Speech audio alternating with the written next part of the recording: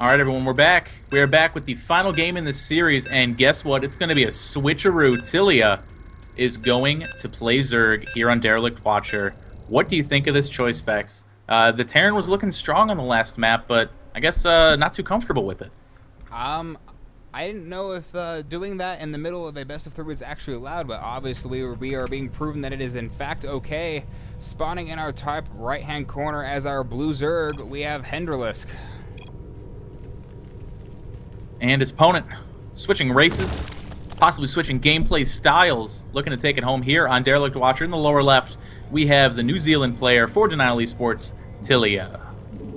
So definitely a really big map here. I don't think there's actually any other spawns but these two, but it still is a very large map with this amount of open space in front of each of these bases. The creep spread and just the speed, we're gonna see micro intensive battles with creep just all over the map, and it's going to come down to a bunch of key battles, especially if I see a lot of Baneling and Zergling battles that pretty much last up until 12 to 13 minutes where we just suddenly switch to Tech 3.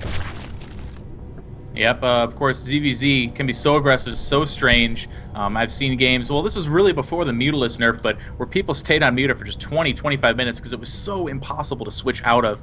But I like Tilea's choice here to play Zerg. On this particular map, it's very wide open. This is something I was discussing with Zombie Grub when we were casting a little bit ago. Zergs enjoy this map, and as a result, playing against the Zerg as another race on this map can be difficult. It's wide open, it's hard to get good positioning, and the Zerg can flank from almost anywhere. So Tilea, this is a calculated decision from her. This is a good choice. The question is the Zerg play going to be as strong as the Terran play? Chat certainly seems to think so.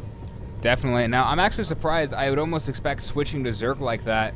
Hendralisk would be a little worried about some sort of 6-pool or cheesy play, and not really worried about a scout, just doing the typical Overlord scout. We do have the hatchery coming down rather early. Well, not really early, it's standard, but we don't have one yet from Hendralisk. So he's going for the pool first, and he is now just expanding. However, he is going to get denied by this drone. It is completely moving around. It's going to deny quite a while. The hatch for Tilea is going to be out much sooner. Yeah, the drone not quite going to be able to throw down a pylon, but it is still being very annoying, blocking this hatch for like 20 seconds, while the hatch for, wow, another block there, and the drone is going to have to get pulled away. Only takes one more hit, or two more hits for that to go down, but a nice denial. The pool first is going to be out for Hendralisk on such a large map. Even though Tilea went hatch first, really not going to be a big deal. We did see the gas come up here for Tilea, though, so they're going to be able to get into speed very quickly. And from that, you have a couple of choices. Depending if you keep the gas saturated, you can go for a Baneling follow-up. But we'll have to wait and see until Tilea gets that 100 gas. Definitely, and we do have the drone actually making his way back. He did not die from all that denial. Spawning pool is about to pop for Tilea with the single gas. So both just taking a moderate amount of gas, though. Hendralisk is a lot later. I think he might have done the drone trick. I wasn't paying attention. The extractor just started building as soon as I got over there. I remember it building sooner, so not sure. Yeah, I didn't quite catch that, but the gas is definitely going to be going up now for Hendralisk. And going to have the two bases up for Tilea, so she's going to be able to get the two queens up, start getting that larva inject. And the differences between these styles, notwithstanding the hatch being blocked, like normally this hatch should be ready by now, that's why the queen's down here a little early. But the differences between these two styles are very negligible. It's really going to matter what these players transition into. We see that there's 3 drones in gas, and Hendralisk sees that too. That almost certainly means there's going to be a Baneling follow-up. Although we do see an Evo Chamber in the back. This could be a +1 Carapace Speedling attack. Very strong against Baneling play, but a Roche Warren for Hendralisk. I don't even know what to think anymore. This is definitely going to be different, so we're not going to see the same stuff from both players, which will make it interesting. Hopefully some more scouting goes on so they see what the other person is doing. At this point, it's just very tedious of floating outside the base. They don't want to get taken down by those queens. With Speedlings versus Roaches, I'm not really sure what to expect. We don't see a Baneling nest coming out of Tilea at this point, so I'm not really sure how the Zerglings are going to do very well against those Roaches. So I'm hoping Tilea has something to actually back up on this, maybe a third base, and then immediately switching to another tech while playing defensively. Yeah, it's all going to be about the timings. Roaches, there's like 4 or 5 roaches, but 20 speedlings come in. That's going to be bad news for Hendralisk. But if he's able to stave off the aggression to get 6, 7, 8 roaches, the more they ball up, the better they are against the speedlings. The +1 carapace, not really going to matter too much. Roach is still going to 3-shot Zerglings no matter what. But of course, Tilea expecting a Baneling Nest from Hendralisk. So a very interesting build, kind of metagaming each other here, going for the wall up at the front, very good against speedlings. And if the roaches can plug the hole in the wall, then this attack is going to be shut down really hard. Definitely the Spine Crawler is trying to get down. The Zergling's trying to get some damage on there. Not being able to do anything with the static defense and both the Queens. A Roach now out just kind of patrolling around behind the Queens. More Zerglings on the way. And a Baneling Nest coming up for Tilea. He actually cancels that. I like that. He saw the Roach. Knows that not busted through this. She's not going to be able to get through there. Then the Banelings are not going to be very good against Roaches. So this is kind of caught by surprise by the Roaches, but going to recover, taking a third base. Tilly's fully aware that Roaches are slow, and you can't afford a lot of them right away. So any attack on a third base is going to come much later, and by that point, Tilea will have Roaches of her own. We see the Roach Warren going up here in the main, and the lair getting started as well. So the mid game can look pretty good here for both players, just kind of posturing right now. We'll see exactly how Hendralisk decides to transition as his lair gets started too. Definitely, and with this transition to Roaches for Tilea, it's pretty much the exact same build at this point after the scouting. It's just slightly later. Tilea getting the lair not quite as quickly. It's definitely stocking up on larva, so it might be a timing push here with that amount, and he's also stacking quite a bit of minerals. Yeah, we are going to see I believe the +1 carapace did finish for Tilea, yep. And we have the +1 attack being started on the way. So slight upgrade advantage, but still no Roach numbers on the field for the New Zealand Zerg quite yet. Hendralisk going to chase away these Zerglings right now, trying to get some good map control, and being able to deny the third is really nice with these Speedlings. But the third being up for Tilea, it's going to be a lot of Roach production for her. And we have pretty good saturation. The drone count 47 to 41 in favor of the Red Zerg. And, you know, once this starts to take effect, we can start pumping Roaches. And with Roach speed started as well, I'm liking Tilea's chances as long as Hendralisk doesn't attack too soon. Definitely, but Hendralisk definitely has the numbers advantage here. A lot of Roaches now popping out. Army supply is 48 to 28. If Hendralisk decided to attack now, like you said, it would be bad news for Tilea, though he is allowing Tilea, she's now getting her army amassed. A bunch of Roaches popping out with more Queens and a bunch of upgrades going up as well.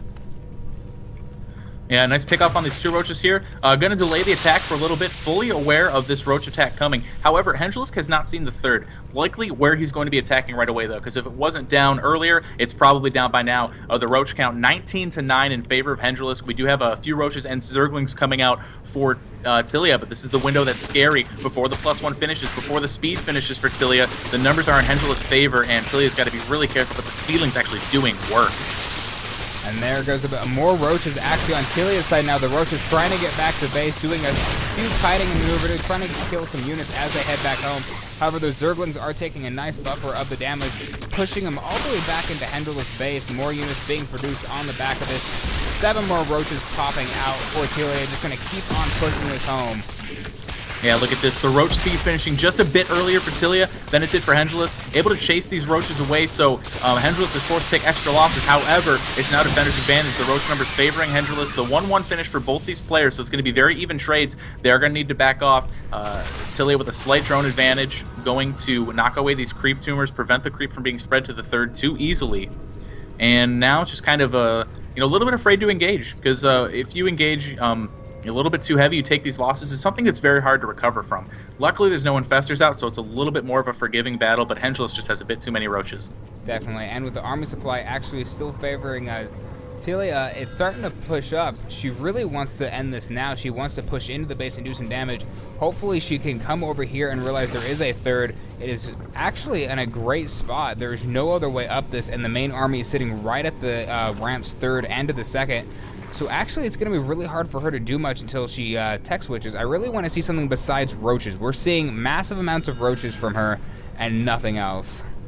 It's a dangerous game to play because once you start teching out our roaches, if your opponent decides to make a big swell and come at you, you could be caught off guard. Normally, you're either going to move into infestors or hydralisks, depending on how you want to play the game. I would like hydralisks here if we had more of a creep spread, but I think infestors would be the way to go. Tilea going to come in here though, a lot of roaches, but the arc is looking really good for Hendralisk. However, I think the number's going to be favoring Tilea right now. 37 roaches to 24 in favor of the New Zealand Zerg, and she might be able to pick off this third. Definitely. It looks like the numbers continue to swap back and forth. More reinforcements coming back from both sides. Just a continual swappage of roaches. The Queens are trying to do what they can. I don't see... they must have used transfuses. Roaches, they are being pushed back. Almost even numbers left for the roaches. The Queens are standing by. This is a really tough hold. These roaches have 2-1. The level 2 weapon's going to finish well before Hendralisk do 2. So if we take a look at the roach count, 33 to 20 in favor of Tilea still. Just trying to get that momentum, not going to relent. Knows that she has an advantage. She is clicking on Hendralisk roaches. She knows that the upgrades are favoring her at this point, and this is exactly when she wants to attack. The roaches not stutter stepping there, so a lot of them not going to be able to fire. There's just so much coming in here from Tilea.